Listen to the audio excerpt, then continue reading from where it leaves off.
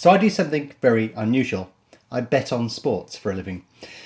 That is unusual in itself, but the way that I do it is also pretty unusual. So what I want to do in this video is share with you the sort of things that I do and give you some knowledge and advice if you want to start on this path as well. So if you want to learn that, just watch the rest of this video.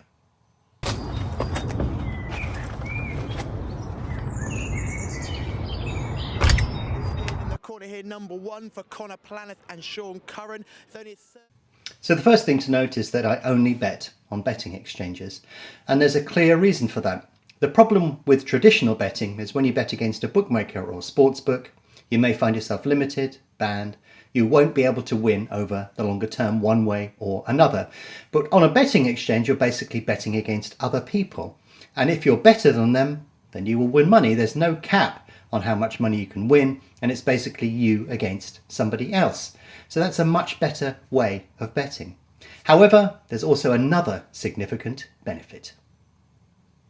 Now then, we're off to Wolverhampton again, and we've got quite a market mover here. Intensifier, 25, 16, 14, 12, now 10 to 1. Intensifier in this, the win, whatever the result with BetAngel handicap. Now that sounds good, doesn't it? Whatever the result, I will win. That's fantastic. Who can lose in this race? So there are a number of benefits of using a betting exchange, the first of which we have mentioned already. And that is that if you win consistently over a period of time, you will not be restricted or banned. There's no need for the exchange to do that.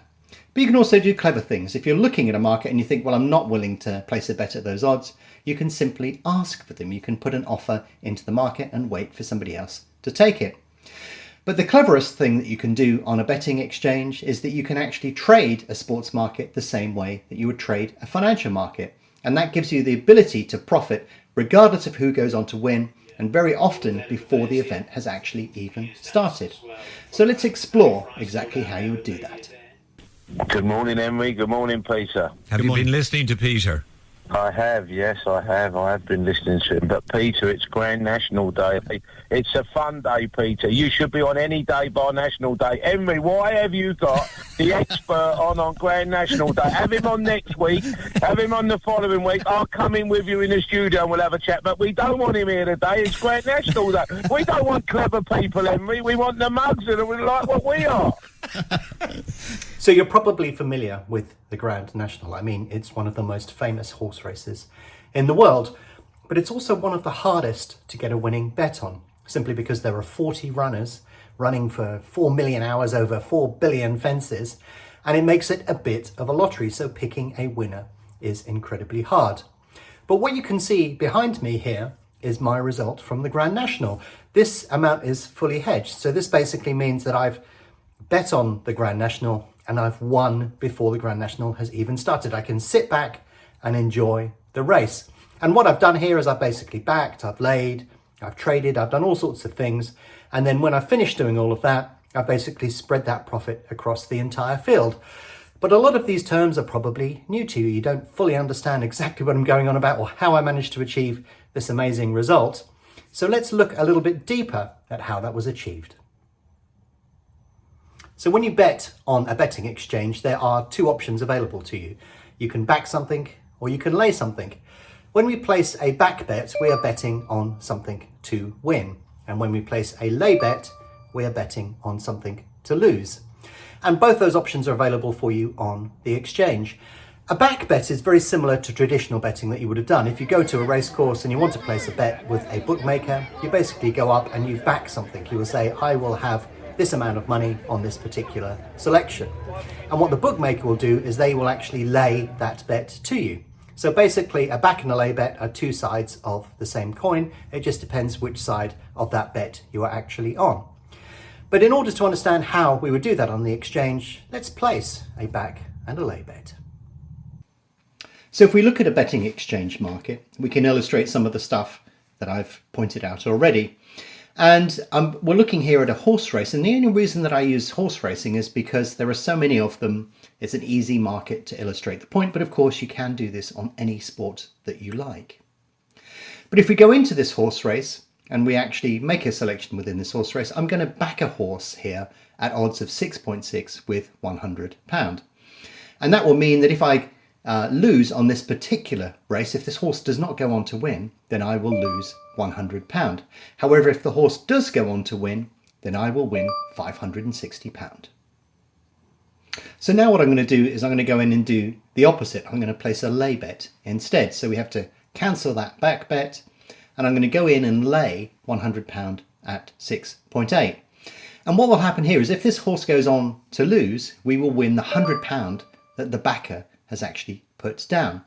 However, in order to get their money, we have basically had to offer a set of odds, and those odds are 6.8. So as a consequence, if this horse goes on to win, the backer will win, we will lose our lay bet, and we will have to give them £580.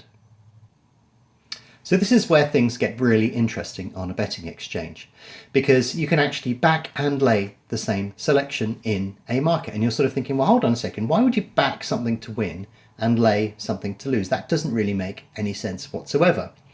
But it does if you're on a betting exchange, because what you can actually do is lay at a lower price than you back at, or vice versa, and you can actually generate a profit, which is exactly what we've done on this particular race. You can see that I've laid at 5.6, I've backed at 5.7, and the net effect is that we actually end up with a profit on this particular runner. We have basically netted the difference between the back and the lay price, and that means effectively we have a free bet on this particular selection.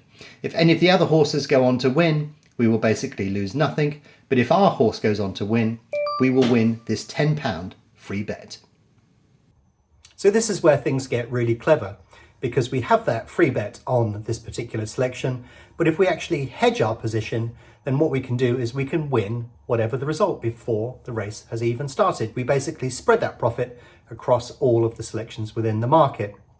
Now we could leave the free bet there, but the problem that we have with that is that it will only get credited to our account if that horse goes on to win. By spreading that profit across the field, we reduce the amount of money that we make, but we will win whatever the result. It doesn't matter who goes on to win this race. We've actually won before the race has even started. So basically what I've illustrated here is exactly the way that I started betting on betting exchanges. It's a really simple way of profiting, and basically you're taking advantage of that price movement and the differential in prices to be able to profit. And by hedging that position, what we're actually doing there is we are guaranteeing that we win. And in the case of this particular example that I've given you here, this is before the race has even started. So we know that we've won regardless of who goes on to win this particular race. And of course you can do this on football, tennis, cricket, whatever you fancy. The same strategy can be used, but of course for each individual sport it's slightly different, and those odds movements and the way that the market behaves is slightly different, and therefore you would have to adapt the way that you do these particular bets in order to be able to profit from those particular markets. Sometimes people say to me, well, you know, how do you know which way the odds are going to go? But the fact is you can profit even if you don't know the way that the odds are going to go. But sometimes, and even when I was recording this video, there was a brilliant example that you could use to illustrate exactly when you know what is about to happen. So in order to profit, we need to be able to lay at a lower price than we can back at. And sometimes it's really simple to understand what you need to do. Before the start of the race, people will want to have a look at horses to see how they're behaving. And basically they will not put their hard-earned money down on a horse if it is misbehaving, much in the same way that you can see this particular horse is doing here. It's even got its own handler, the guy in the blue on the left. So basically people will not be backing this particular horse. Therefore, we expect the price to get bigger and bigger. The odds will go up and up and up and up. So if we want to profit from this sort of type of activity, as soon as you see a horse playing up like this, then you would tend to lay it, because you can lay at a lower price than you can back at. The odds will drift given that the horse is misbehaving. And at that point, you can actually take your bet out of the market. You can cash out for a profit. So there are many strategies that you can use, but this is one of the most simplest strategies that you can deploy to get a profit from a horse race. So what you see in this video is pretty much the way that I used to trade. I would go into the exchange, I would type in the odds and my stake and so on, and that would be how I would trade. But I figured out pretty quickly that if I could create a tool that would allow me to do that faster and more effectively, then that would be the way to go. And that is how BetAngel was created. It wasn't created because of trading. It was created to do trading. It was created even before Betfair had an API. I knew what I wanted to do, and I just had to try and find a way of doing it. And if you look at the evolution of BetAngel over the many years now, we continue to invest a huge amount of money into it to bring all of the features that you see that you have today. You've got live racecourse data, you can bring in live scores, you can trade manually, semi-automatically, or have completely fully automated trading algorithms. It's a very different world from the one that I entered into many years ago. But fundamentally speaking, if you use a piece of software like BetAngel, you'll be able to trade much more effectively and on a much bigger scale than you can do manually. So that's basically what I do for a living. I'm just trying to get 2 bets matched. I know it sounds a bit bizarre, but by trading on betting exchanges, it's a very effective way of being able to profit. And of course, on betting exchanges, you can profit. You're not going to get restricted or limited, and it's just down to your skill level and what you can do within the market and what money is available within that particular market that you choose to trade.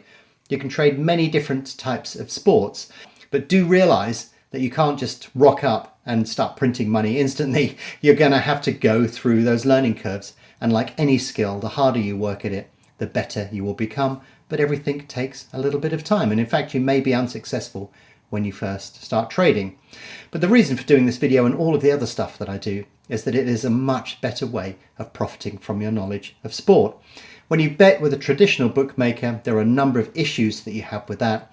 And when betting exchanges came along, it completely transformed the way that you could participate in sports markets. It was the first time ever that you could use your knowledge and experience to be able to profit from a betting market.